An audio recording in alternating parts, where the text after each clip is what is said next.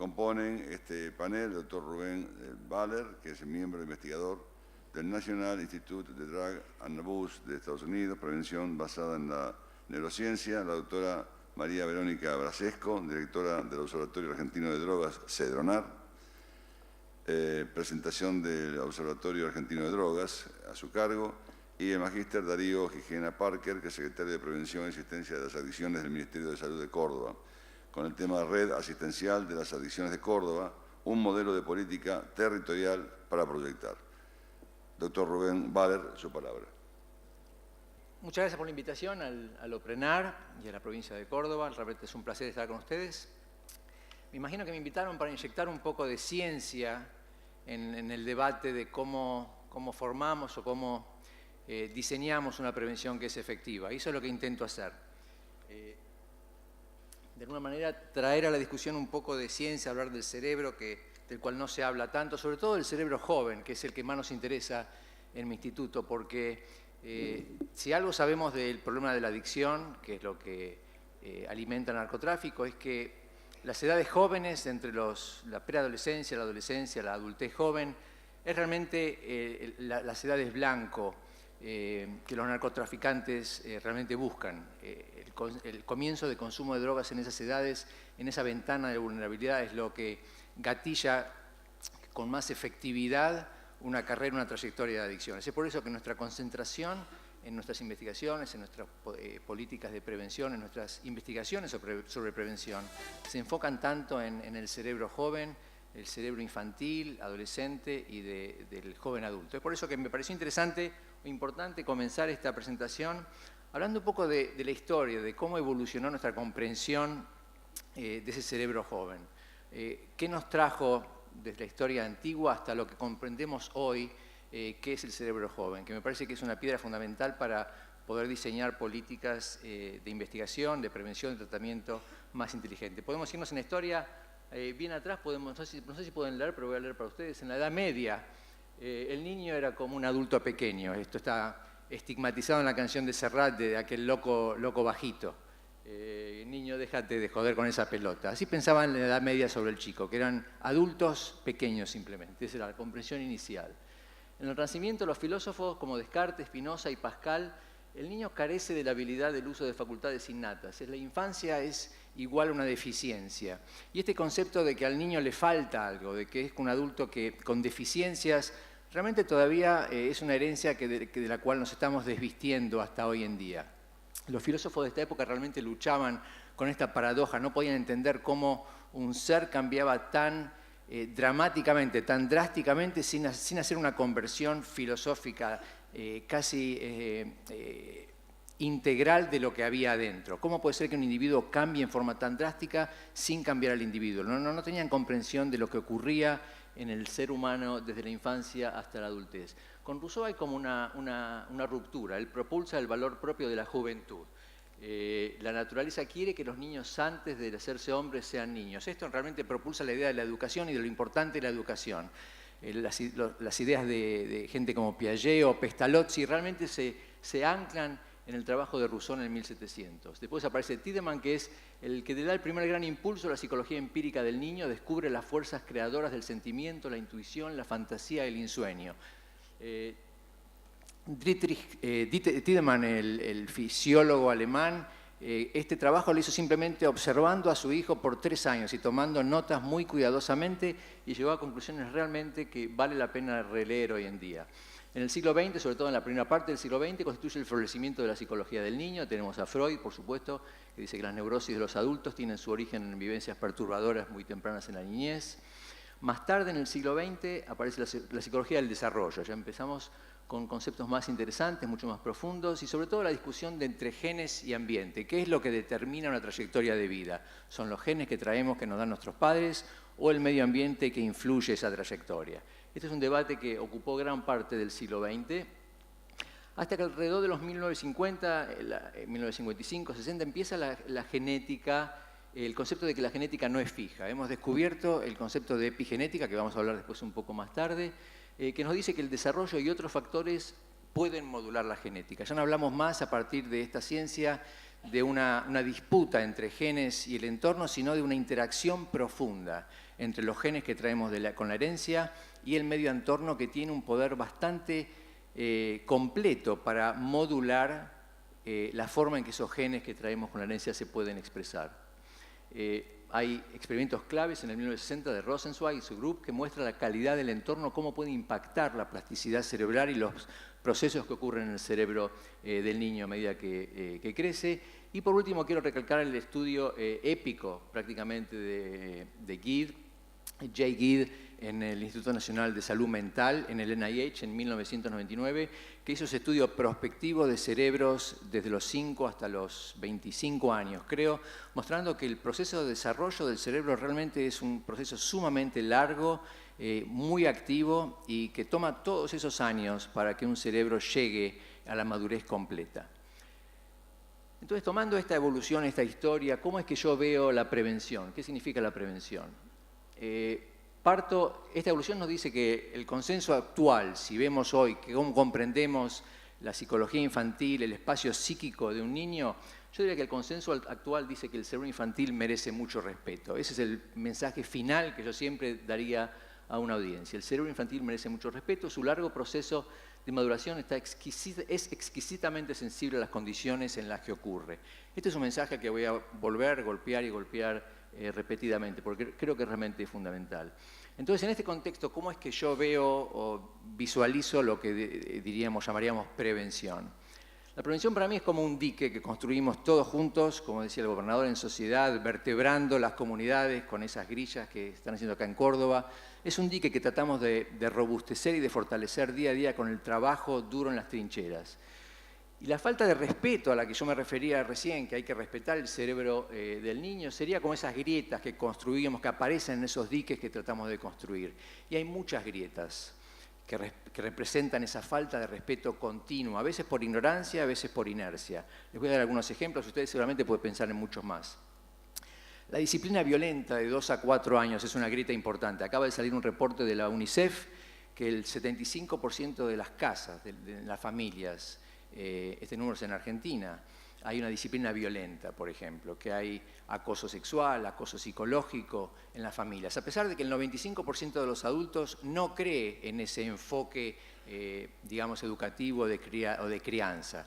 Sin embargo, 7 de cada 10 chicos en la Argentina nada más, y esto es un promedio en todo el mundo, esto representa prácticamente el promedio mundial, están expuestos a disciplinas violentas, tanto físicas como fisiológicas. El darle a los chicos un iPhone a los 12 años, para mí es un ejemplo de esas grietas en nuestro dique de prevención. Hacer madrugar a los chicos de 14 años a las 6, 7 de la mañana para ir al colegio, vamos a ver por qué después. Es otro ejemplo de una grieta. La previa a los 16, que es una parte cultural totalmente aceptada y tolerada, es un fenómeno de la Argentina, me parece una grieta también muy importante. El servicio militar a los 18 años, yo personalmente pienso que es una grieta. En fin, esto es lo que quiero recalcar de cómo veo yo la prevención, y para explicarles por qué pienso que estos ejemplos y muchos otros más son ejemplos de grieta, es que me voy a concentrar en los últimos 3 cuadros de esta trayectoria, de esta evolución de nuestra comprensión de la psique infantil, para decirles dónde está la ciencia hoy que explica la razón, la raíz y la importancia de estas grietas, y cómo deberíamos empezar a pensar en no producirlas en el primer lugar, y cómo empezar a cerrar esas grietas que son tan importantes para incrementar la vulnerabilidad al riesgo de abuso y adicción en poblaciones pediátricas. Es por eso que voy a separar la charla en 3 partes, cada parte tiene que ver con ese cuadrado. Voy a hablar del desarrollo cerebral, de la interacción entre biología y entorno, y también un poco de la epigenética, que es una ciencia que viene de largo aliento, pero que no es muy comprendida, y creo que tiene una injerencia, un impacto muy importante cuando pensamos o cuando tratamos de diseñar políticas inteligentes de prevención. Empecemos con el desarrollo cerebral. Como mencioné antes, está el trabajo de Jay Guide en el Instituto Nacional de Salud Mental, ese trabajo realmente épico de miles y miles de cerebros, un estudio retrospectivo de chicos entre 5 y 22 años, y lo que él vio poniendo a estos individuos en el MRI, en un aparato de imagenología de resonancia magnética, descubrió que la última parte del cerebro en madurar es justamente la parte de la corteza prefrontal, esa parte que se vuelve azul al final en este gráfico, en esta animación. Es justamente esa parte del cerebro que está a cargo de sopesar las consecuencias de nuestros actos, de ponderar, de planificar, de inhibir las conductas prepotentes. Esa es la última parte del cerebro que se desarrolla. Y le lleva al cerebro realmente hasta los 22, 25 años en hacer que esa parte del cerebro se vuelva azul, completamente madura. Esto hace que, si miramos las conductas, la toma de decisión en cualquier individuo, en un individuo adolescente, esta toma de decisiones está realmente está basada más que nada en las zonas límbicas, que están totalmente desarrolladas, esas zonas iluminadas en el centro del cerebro, el sistema límbico, que de alguna manera impulsa la conducta prepotente, la conducta basada en impulso. Y ella está en el asiento del conductor. Así es como un adolescente toma decisiones. Tenemos que esperar hasta los 22, 25 años para que la corteza prefrontal esté totalmente madura y que la toma de decisiones sea una toma de decisiones más balanceada, que tiene el plan a futuro más en cuenta, que considera las consecuencias de nuestras acciones. Esta maduración diferencial en el proceso de desarrollo del cerebro tiene que ver con la adquisición de un balance entre dos cerebros muy distintos. Este cerebro del adolescente y el cerebro del adulto se pueden definir como dos cerebros operacionalmente muy distintos. Los dos están adentro del cráneo, pero operacionalmente son muy distintos y los dos tienen importancia evolutiva para diferentes tipos de tareas. El cerebro 1, el que está totalmente desarrollado en el adolescente, es un cerebro rápido, automático, reflejo, funciona de forma implícita, sin esfuerzo prácticamente y lidia con conceptos abstractos. El sistema 2, que es el que tarda más en ponerse en línea, en tomar el asiento del conductor, en balancear nuestras conductas, es más lento, es consciente, es más reflexivo, es explícito, requiere esfuerzo y basado en reglas. Ahora bien, esta maduración diferencial, esta velocidad de maduración diferencial en el cerebro adolescente explica mucho de por qué evolutivamente la gente joven tiende a tomar riesgos, tiende a beber, por ejemplo, alcohol y meterse en un auto y manejar a alta velocidad. Lo que no explica este fenómeno de maduración diferencial es la gráfica epidemiológica clásica que nos dice que cuando una persona empieza el uso de una droga adictiva, como el alcohol o la marihuana, temprano en la vida, durante esta ventana de vulnerabilidad durante la cual el cerebro se está desarrollando, el riesgo para que ese uso se vuelva una adicción, una dependencia completa más tarde en la vida es exponencialmente más alto. Es por esta evidencia epidemiológica que el foco en nuestro instituto y en cualquier instituto de prevención serio realmente se enfoca en esta ventana de vulnerabilidad. Es por eso que muchas de las prevenciones de los programas de los gobiernos, tanto provinciales como estatales, aquí también en Estados Unidos, tienen el adolescente como foco central de las inversiones, tanto en investigación como presupuestarias. Entonces, ¿cómo se explica? ¿Cuál es la base neurocientífica de por qué es que este cerebro joven, que todavía se está desarrollando, es tanto más vulnerable a los efectos a largo plazo del uso de sustancias adictivas, cualquiera sea ella, tanto legal como ilegal? Para entender esto yo hago la analogía de que el cerebro que se está desarrollando es como una computadora que se está programando activamente. Todo lo que el individuo hace durante este periodo de vulnerabilidad es como una persona está programando su computadora, la que va a usar por el resto de su vida. ¿Qué quiere decir programar el cerebro? Y ahora vamos a entrar en un poquito más hardcore neurociencia. Así que les pido que me sigan. Y si hay alguna pregunta, algo que no se entiende, levanten la mano que los puedo ver. ¿A qué me refiero cuando hablo de programación del cerebro del joven? Hay tres procesos fundamentales que ocurren, de los cuales no se habla demasiado, y creo que es importante tener algún tipo de conocimiento o entendimiento de estos tres procesos para discutir todo tipo de temas. Legalizar o no la marihuana, a qué edad se debe tomar alcohol por primera vez. Todos estos tipos de debates que en general son debates que se llevan a cabo muchas veces por intuición o por preconceptos, por prejuicios, por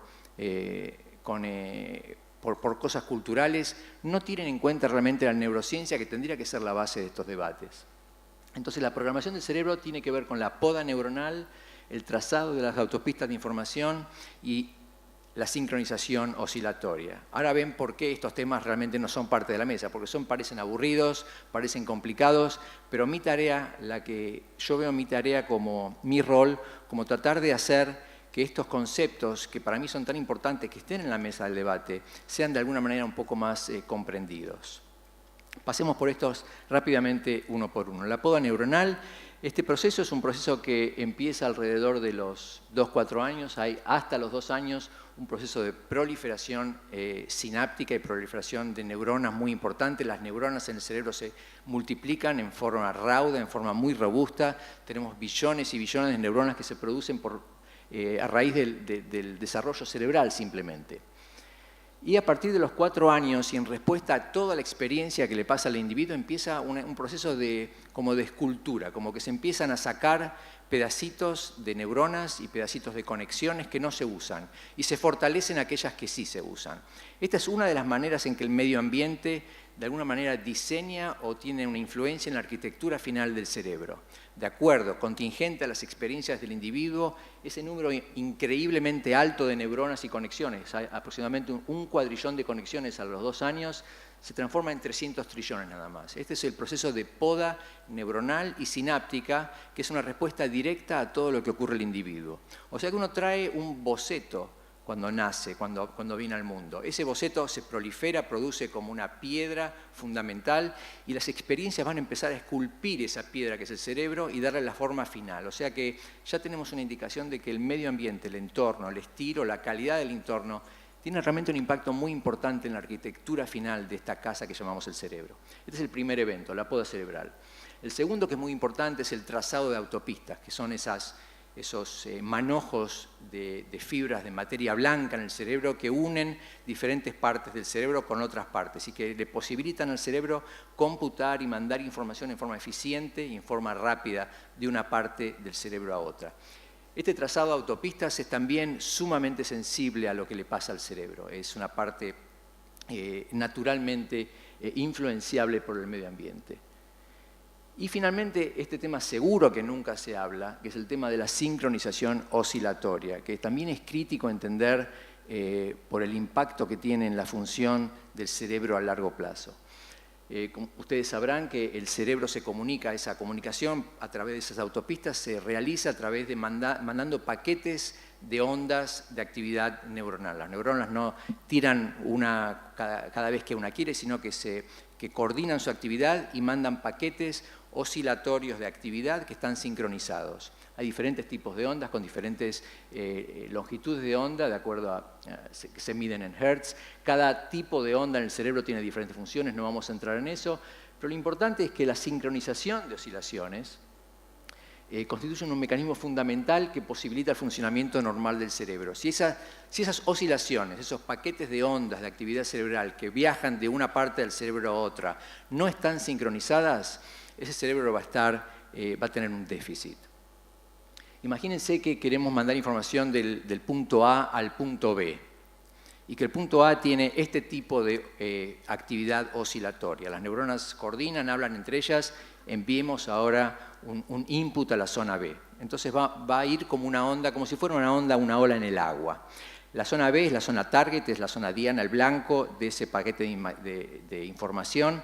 Si está fuera de fase, la zona B, entonces la zona de mayor sensibilidad no estará sincronizada con el momento de llegada de ese paquete de información. Lo que queremos es que la parte B esté sincronizada, su sensibilidad, con el momento de llegada de la información de la zona A. Es por eso que la sincronización entre A y B tiene muchísima importancia respecto de cuál va a ser el efecto final o la efectividad de ese paquete de información siendo mandado de A a B.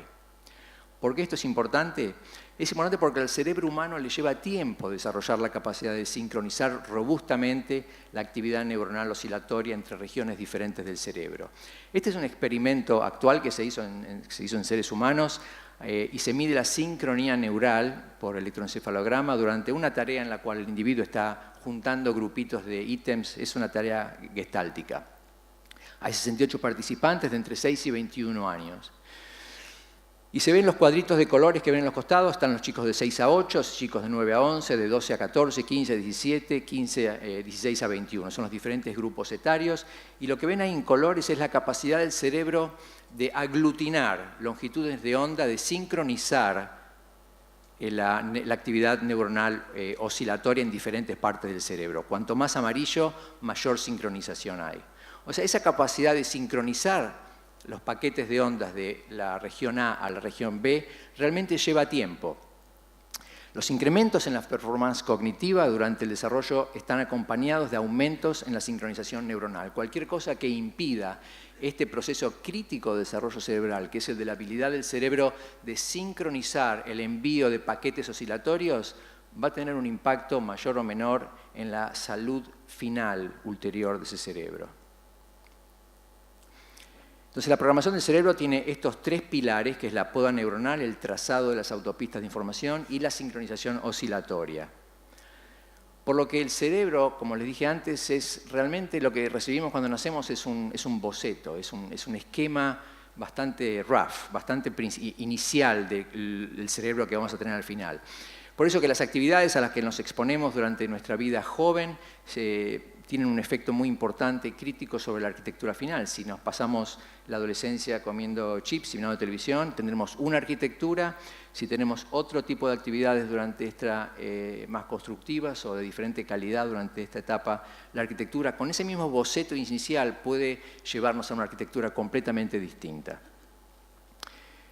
Siguiendo con esta analogía de la programación del cerebro a través de estos tres pilares, la poda, el trazado de autopistas y la sincronización oscilatoria, a mí me gusta hacer la comparación de que esta programación del cerebro en la adolescencia nos lleva a esta conclusión. Imaginémonos que este es el teclado que un adolescente usa para programar su cerebro. Utilizar drogas en esta edad, cualquier droga, legal, ilegal, realmente no importa. Sería como revolver las letras en el teclado que el adolescente usa para programar su cerebro. Lo voy a mostrar de vuelta porque esta transparencia me gusta mucho. Esto es lo que usar drogas significa, es revolver las letras del teclado que el individuo usa para programar el cerebro. Obviamente, el impacto de revolver las letras del teclado dependerá del tiempo. Tendrá diferente impacto revolver las teclas cuando se hace después del programado, cuando uno tiene 25 años, 26, 30 años. Se pueden esperar dificultades pasajeras para correr los programas, las rutinas conductuales, pero serán pasajeras. ¿Por qué? Porque el programa ya está escrito, la gran mayor parte del programa ya está escrito. Pero si se revuelve el teclado que usamos para programar nuestro cerebro durante el proceso de escritura del programa, cuando estamos codificando esas líneas de conducta que utilizaremos por el resto de nuestras vidas, podemos esperar no solamente los efectos pasajeros que llamaríamos de intoxicación, pero también fallos persistentes en el programa que se pueden ver a largo plazo y pueden dar explicación a esta evidencia epidemiológica de que el uso de drogas durante esta ventana de vulnerabilidad tiene un efecto exponencialmente más alto en el riesgo de volverse adicto más tarde en la vida. Lo que me lleva a la segunda parte de la presentación, que es la interacción entre la biología y el entorno. ¿Cómo se da lugar? ¿Cómo funciona esta interacción, este impacto del entorno sobre la arquitectura final del cerebro?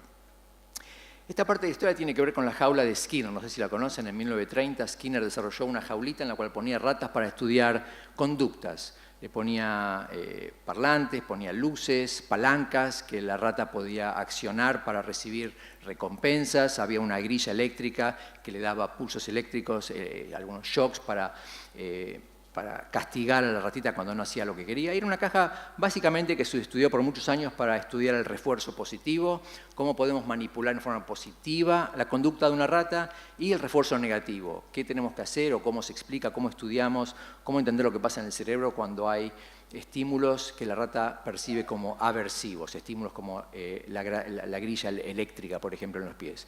Y se estudió por muchos años, esta jaula de Skinner se utilizó para estudiar diferentes aspectos de la conducta básica que le da forma a las respuestas conductuales primitivas, básicas y hasta sofisticadas de las ratas. Se estudió, por ejemplo, para estudiar el aprendizaje, los procesos de memoria y de aprendizaje. Y a alguien se le ocurrió en 1968 utilizar esta cajita de Skinner. Fueron Kumar y Stolmar que usaron la misma cajita para estudiar las drogas, para estudiar el efecto de las drogas de abuso en este caso creo que fue cocaína los primeros experimentos, para estudiar cuánto refuerzo representa la cocaína, cuánto una ratita va a trabajar para recibir esa cocaína, ese estímulo de cocaína, cuánto castigo puede soportar, incluso y seguir tratando de empujar esa palanquita para recibir la cocaína. En fin, fueron estudios realmente paradigmáticos que han marcado el campo de las adicciones por muchos años, inclusive hasta hoy en día. De hecho, si miramos la autoadministración de cocaína en una jaula de Skinner de una rata, veremos que la rata seguirá tocando la palanquita para recibir la dosis de cocaína prácticamente hasta que se muera. Nada prácticamente para esa ratita para que deje de autoadministrarse una droga de abuso como la cocaína o como la heroína. A alguien se le ocurrió, a Bruce Alexander en 1978, hacer el experimento un poco distinto. En vez de usar una caja de Skinner, una jaula de Skinner para hacer este experimento de autoadministración, puso ratas en lo que llamó el Little Park de las ratas. Era como un jardín botánico. Había diferentes imágenes visuales que recordaban la naturaleza. Las ratas no estaban solas, estaban con otras ratitas. A las madres se les permitía tener su progenie, sus ratitas pequeñas recién nacidas. Había ruedas en las que podían hacer ejercicio, había lugares donde se podían esconder. En fin, era mucho más parecido a una sociedad natural de las ratas. Y lo que Bruce Alexander descubrió es que si comparamos a la jaula de Skinner con el Little Park de las ratas, la trayectoria de uso, de autoadministración y de adicciones es dramáticamente distinta. Si miramos tanto ratas masculinas o femeninas, hembritas, que están en aislamiento o en grupo en este Little Park de ratas, la trayectoria de uso en los días de elección que se les permite utilizar cocaína es dramática, es muy raro. Prácticamente no se ve ratas volverse adictas cuando están en sociedad, cuando están en un lugar placentero donde hay verde, donde hay compañeros. Y es sumamente común en las ratas que están aisladas en las jaulas de Skinner que las ratas sigan tocando la palanquita hasta que se mueren. Esto es simplemente para decirles que nuestra percepción del problema del narcotráfico, de la drogadicción, del abuso de drogas, realmente está coloreado muy poderosamente por los experimentos iniciales de la jaula de Skinner, donde las ratas están como aquí arriba en esta imagen de arriba. Y creo que es tiempo, por lo que la neurociencia desde los 80 hasta aquí nos está enseñando, en no abandonar por completo las lecciones de la jaula de Skinner, pero sí tratar de modificar un poco nuestra perspectiva y cambiar el foco y darnos cuenta de que el lugar o el contexto, todo lo que es contingente a esa recepción de la droga adictiva, tiene un impacto realmente profundo en la trayectoria adictiva del uso de una droga. ¿Cómo es que el entorno afecta el cerebro y por ende la conducta? Los efectos son sobre arquitectura o diseño y hay efectos sobre su función o perfil de expresión genética. Y vamos a hablar de estos dos aspectos separadamente. Está la poda cerebral, que es contingente, los efectos sobre la poda cerebral, contingente a toda la experiencia del animal. Acá a la izquierda tenemos una red neuronal que aprende y de acuerdo o en función a la experiencia habrá neuronas que se quitan o que se agregan y habrá conexiones o sinapsis que se agregan o que se refuerzan o que se quitan. Están los efectos sobre el trazado de caminos y los efectos sobre la sincronización oscilatoria.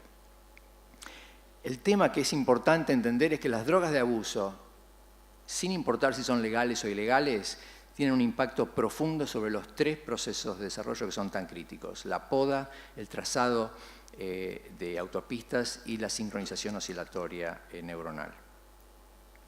Para darles un ejemplo nada más, por supuesto que es muy raro, seguramente ustedes no han visto, no han escuchado discusiones del efecto de la marihuana sobre la sincronización oscilatoria durante este periodo. Les muestro simplemente un experimento. Hay muchísimos que muestran el impacto del cannabis, del THC, que es el ingrediente activo, sobre la capacidad del cerebro de enviar paquetes oscilatorios en forma sincronizada.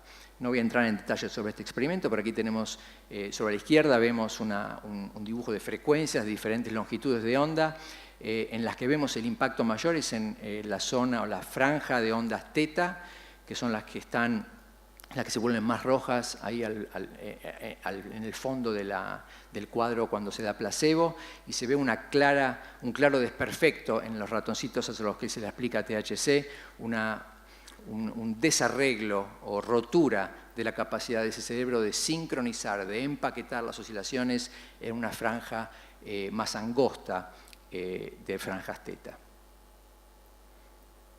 ¿Cuál es el mecanismo que usa el entorno para afectar el cerebro y la conducta? Y esto nos lleva al tercer y último tópico que quiero discutir, que es el de la epigenética. Me imagino que muchos habrán escuchado el término epigenética, pero en general la gente no entiende muy bien qué significa la epigenética. Y creo que es crítico tener un concepto, un entendimiento por lo menos básico de a qué nos referimos con la epigenética. Porque la epigenética es el eslabón que realmente une todo lo que pasa en el entorno con todo lo que puede pasar o podría llegar a pasar en términos de expresión genética, cómo se comportan los genes en respuesta a ciertos estímulos. Entonces, ¿qué es la epigenética? Para explicar la epigenética a no neurocientíficos utilizo esta analogía. Imaginamos que estos autos tienen genes diferentes, eso está claro. Salieron de fábricas distintas, posiblemente en años distintos. Tienen bocetos distintos, arquitecturas distintas, tienen genes diferentes. Estos dos autos salieron de la misma fábrica en el 1999, con los mismos diagramas, fueron producidos por los mismos ingenieros, tienen los mismos genes. Pero si los miramos hoy, en el 2017, se los ve distintos. Algo le pasó al B que no le pasó al auto A. A pesar de que tienen los mismos genes, los mismos bocetos, los mismos diagramas de construcción, la performance de estos dos autos es muy distinta. Los genes son iguales, pero funcionan en forma distinta. ¿Por qué? Por lo que les pasó. La epigenética es la capacidad del entorno de adornar el genoma. Así como el entorno adornó a ese auto B con esos bollos, la epigenética es la capacidad o la ciencia del entorno de adornar el genoma. El genoma lo pensamos como el ADN, la molécula de ADN, normalmente dibujada de esta manera, pero en realidad el genoma es el ADN, esas hebras de ADN empaquetadas en proteínas que llamamos histonas. Esto es para que pueda ser regulado eficientemente y entrar en el núcleo de la célula. Este es el target, es el blanco del medio ambiente, el genoma.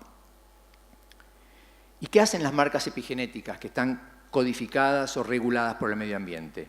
Bueno, ellas pueden activar un gen o reprimirlo, modificando químicamente con esos dibujitos azules o rojos, activando un activador o haciéndole que se le una un represor al gen.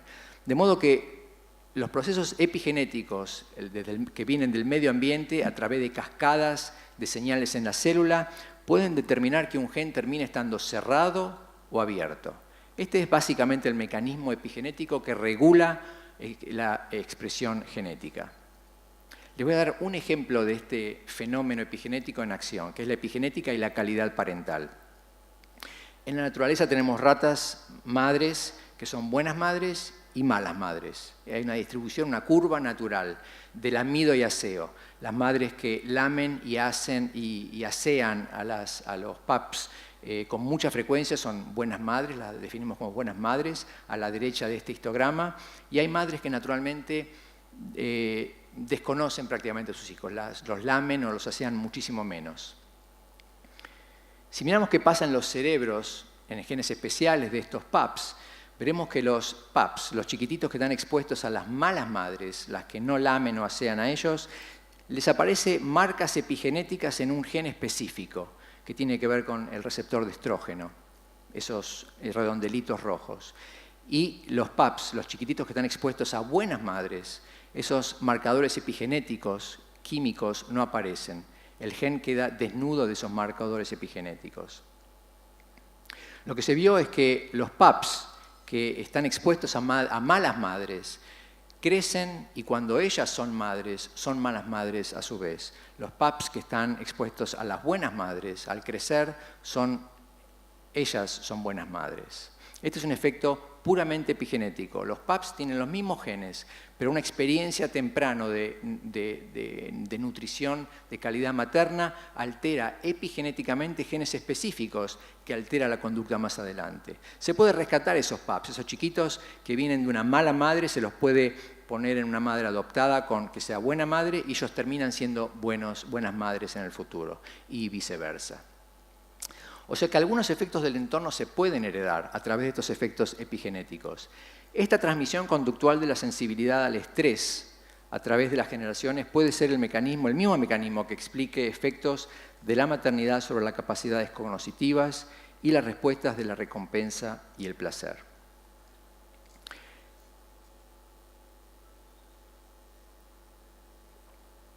Entonces, ¿cuáles son algunas de las características principales de exposición al estrés temprano? Bueno, el tipo, como la separación parental y la conducta materna, el estadio, cuándo exactamente ocurre en el desarrollo del infante, la duración del estrés, frecuencia del estrés, modalidad sensorial, nutrición, ambiente psicológico.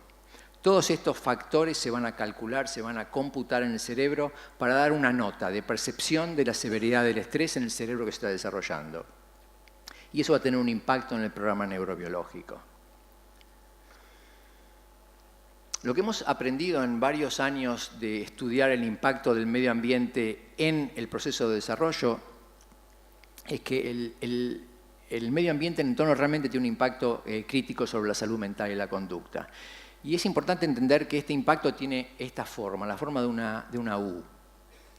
Esto quiere decir que si no hay ningún estrés, la vulnerabilidad no va a ser mínima y la resiliencia no va a ser máxima. Si hay mucho estrés, si el estrés es severo, también la vulnerabilidad va a ser alta y la resiliencia va a ser baja. Hay un lugar en el medio con cierto tipo o calidad de estrés, ni muy bajo ni muy alto, que es como una especie de ricitos de oro. Cierta cantidad o cierta calidad de estrés es necesaria para una maduración óptima de esa trayectoria del cerebro a medida que se va desarrollando. Entonces, si miramos el riesgo de una actitud de conductas que nos llevan al abuso de adicción, por ejemplo, y el estrés, padres que no están nunca estarían en esta parte del espectro, los que nos lleva a una alta vulnerabilidad. Pero los padres que están siempre tampoco son buenos desde este punto de vista. Cuando entendemos la calidad y el impacto del estrés, sin prejuicios sobre la calidad de la trayectoria de vida. Esto lleva a la hipótesis de inoculación contra el estrés mal adaptativo. Tanto en la parte baja de la curva como en la parte alta, el estrés del que estamos hablando es un estrés mal adaptativo, que lleva a procesos de mal adaptación.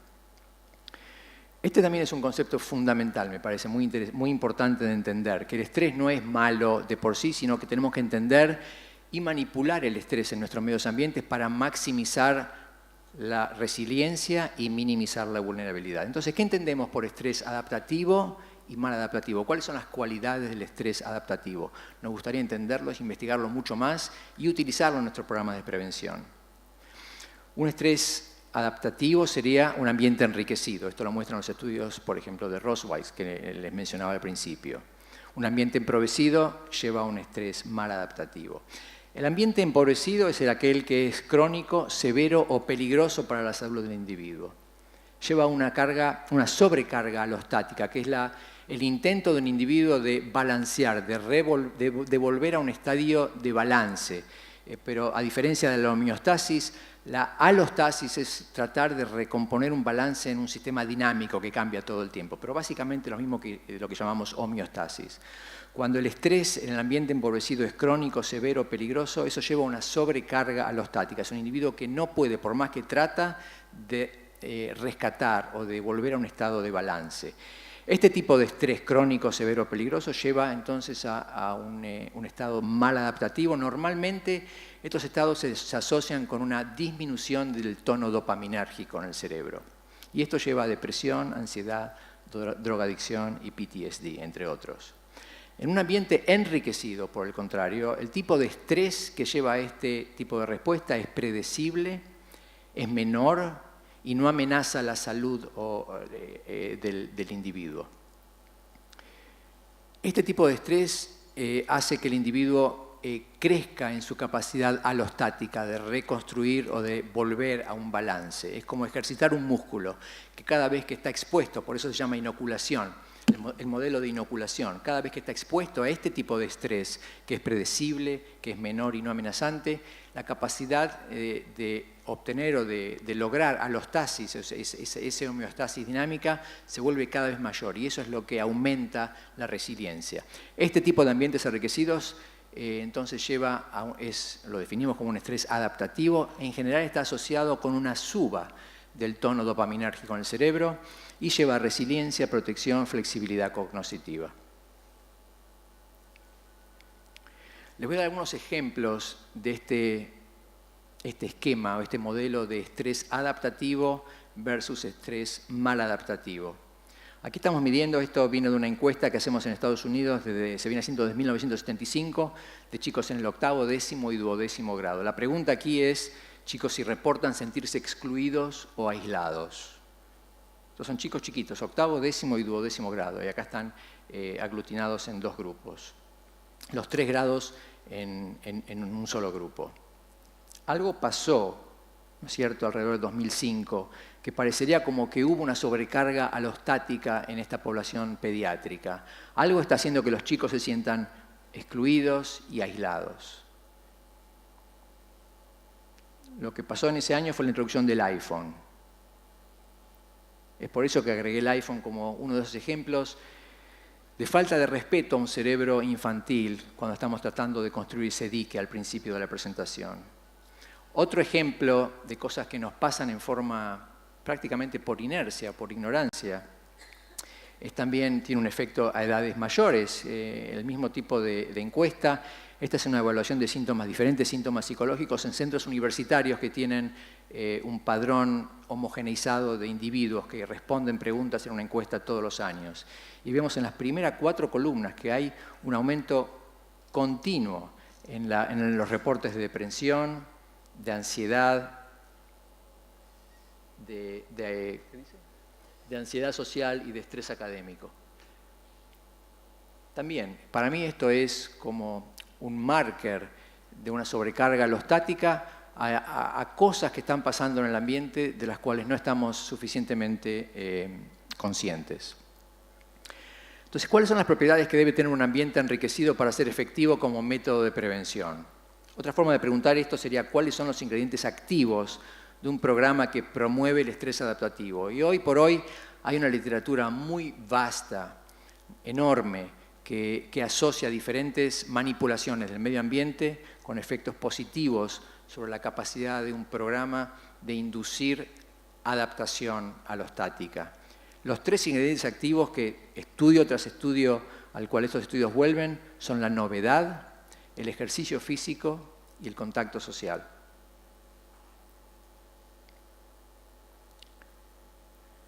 Para completar este enfoque y para terminar, no sé cuánto tiempo me queda. 5, perfecto.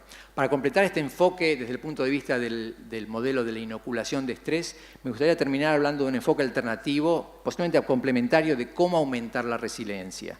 Y para esto vuelvo al tema que mencioné al principio sobre estos 2 sistemas, el 1 y el 2, el automático y el reflexivo, que lleva mucho tiempo en completarse, un proceso de maduración que lleva tiempo. Pero eventualmente este balance se consigue, es un balance que está producido por genes y por los procesos durante el desarrollo, y está muy fuertemente influenciado por el medio ambiente, como vimos durante la presentación. Podemos pensar en todas las cosas que aumentan el riesgo de enfermedad mental, como la drogadicción, en cosas que en el medio ambiente aumentan el riesgo o el peso del sistema 1, del cerebro automático, el que piensa en forma impulsiva o prepotente. Por lo que tendríamos que pensar en estrategias para empoderar el sistema 2, ese músculo que podemos ejercitar desde temprano, como para que tenga la posibilidad de reflexionar un poco y de tener un poder mayor para inhibir la conducta prepotente. Entonces los dejo simplemente con algunos puntos que están basados en la evidencia y que tendrían, a mi modo de ver, tendrían que ser parte de un programa comprensivo de prevención de cuando entramos en esas barriadas y tratamos de diseñar o tener arquitecturas protectoras de la gente vulnerable.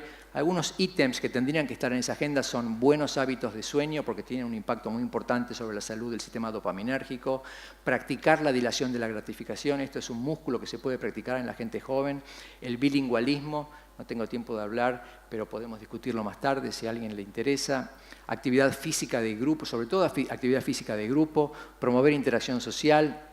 Otorgar más control sobre la vida que no parezca tan arbitraria, prácticas contemplativas como la meditación o el mindfulness, entornos confiables, sobre todo en la casa, apreciar diferentes estilos mentales y fomentar la motivación intrínseca. Todos son puntos que a mi modo de ver hay mucha evidencia y que sigue creciendo en la literatura sobre la importancia que tienen este tipo de estrategias en robustecer los centros de control en el sistema 2 que pueden controlar los impulsos que vienen del sistema límbico. Entonces, a la pregunta de cómo prevenir el avance del narcotráfico, mi simple respuesta es que el cerebro joven merece admiración, respeto y cariño, y pienso que lo recibe en mucha más medida de la que le venimos dispensando hasta ahora. Gracias por su atención, y si hay preguntas ahora después.